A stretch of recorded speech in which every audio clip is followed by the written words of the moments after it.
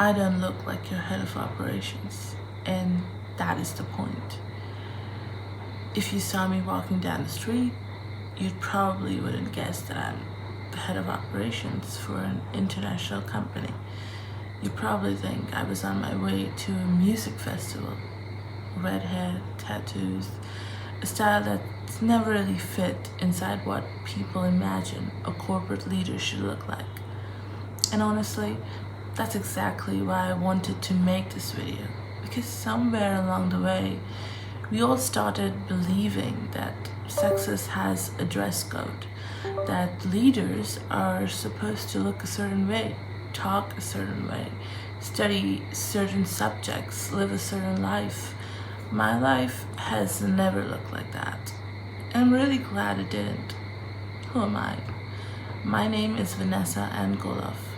I was raised by an incredible single mother who was a high school teacher. She raised me and my sister on her own. We grew up in a middle-class Anglo-Indian Christian family. We didn't have everything, but somehow we always had enough. My mom taught me something I don't think she ever realized she was teaching me, which is strength doesn't have to be loud. It can be quiet, it can be patient, it can simply be showing up every single day for the people you love. She worried about every crazy decision I made. Leaving home at 18, coloring my hair, getting tattoos, traveling across India, moving to where I am right now. She worried, but she trusted me anyway. That trust became the foundation of my confidence. I wasn't the smartest student, actually. I hated exams, I hated classrooms. I could not imagine spending my whole life chasing grades. If you had asked me what I wanted to become, my answer changed every single year. Sometimes I wanted to be a pilot, but then I wanted to be a fashion designer, a graphics designer, an air hostess. I had absolutely no idea. What I did know is that I was genuinely good with people. And that's how I ended up finding my career. My degree is in English literature. Nothing about that screams future head of operations. But life has a funny way of introducing you to the things that you're actually good at. I started in customer support, and I realized something, that every problem has a person behind it. If you understand people, you can solve almost anything. Customer support became customer experience. Customer experience became leadership. Leadership became operations eventually. Today, I lead a remote team for an international eyewear company. I oversee the operations, customer escalations, customer issues, inventory, process improvements, and team management. But titles were never the goal. Solving problems was. And I think the biggest moment that shaped me didn't happen because I got promoted. It happened because I decided to stop chasing the next job and start chasing experiences.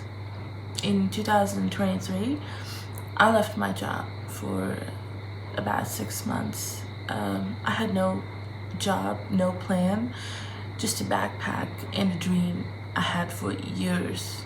I traveled across India, north, south, east, northeast. I stayed with families. I ate food I never tasted before.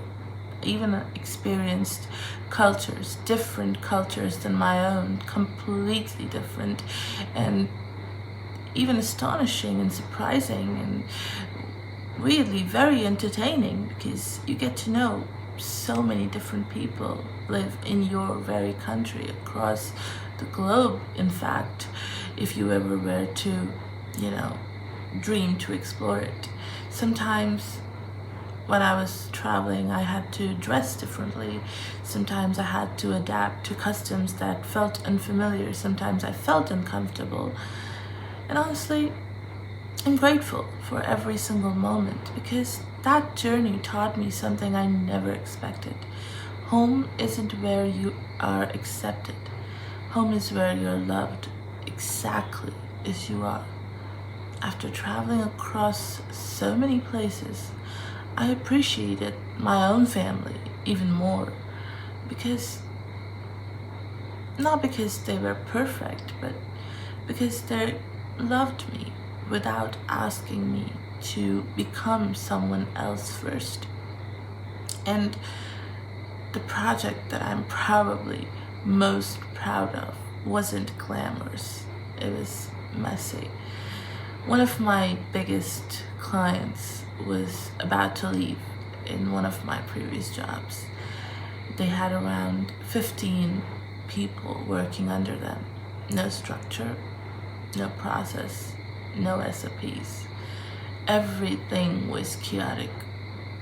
I'd only recently stepped into that role, and it would have been easy to think I'm too new for this, but instead I started to listen.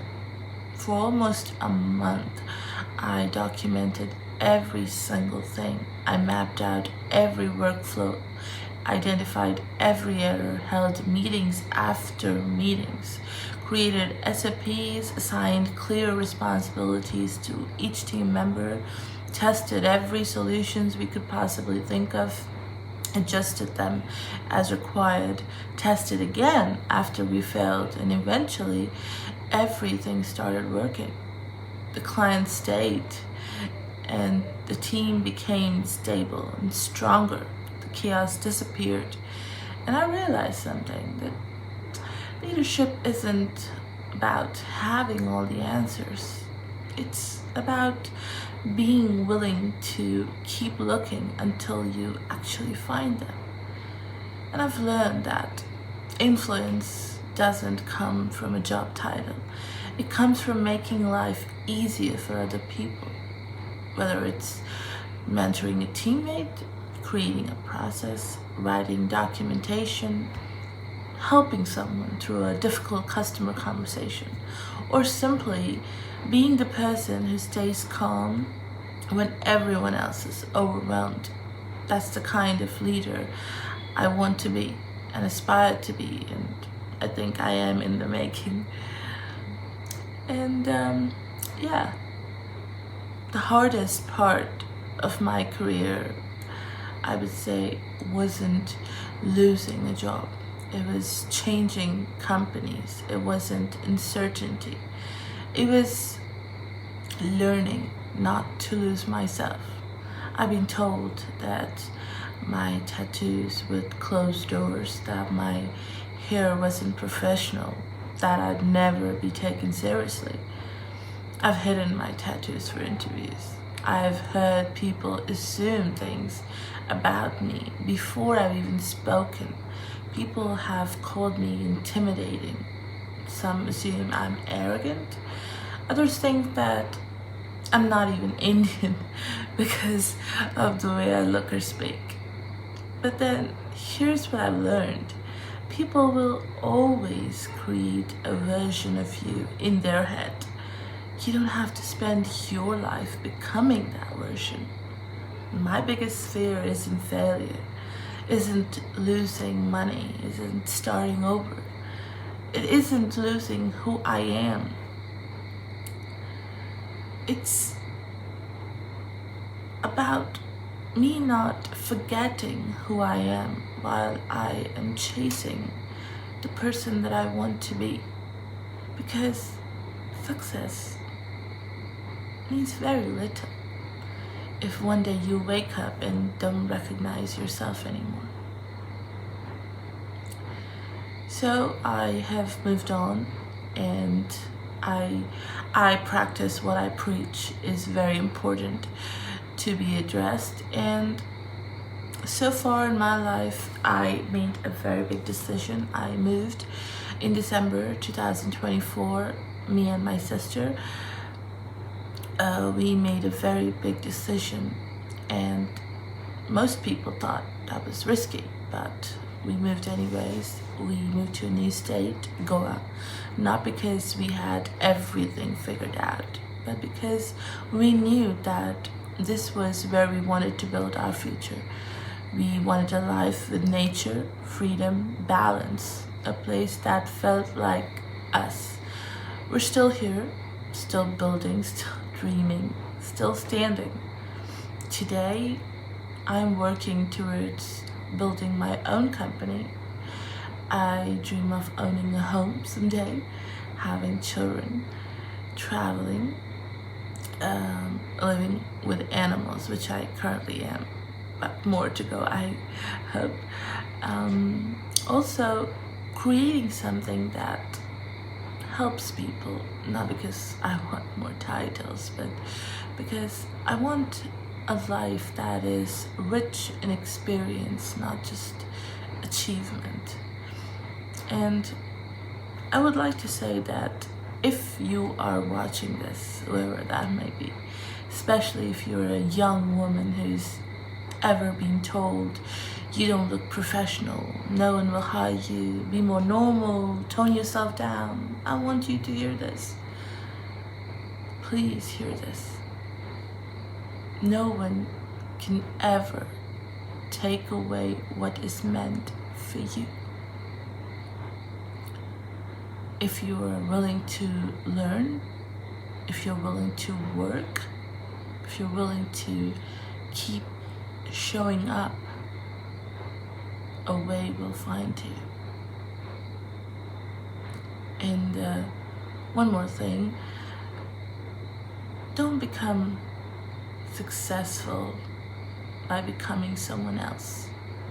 Become so good that the world has to make room for exactly who you are today or who you want to be. So that's me. My name is Vanessa KOHLHOFF. I am a head of operations, a daughter, a sister, a dreamer, a woman who still believes you can build a successful career without giving up the person you were always meant to be. Thank you.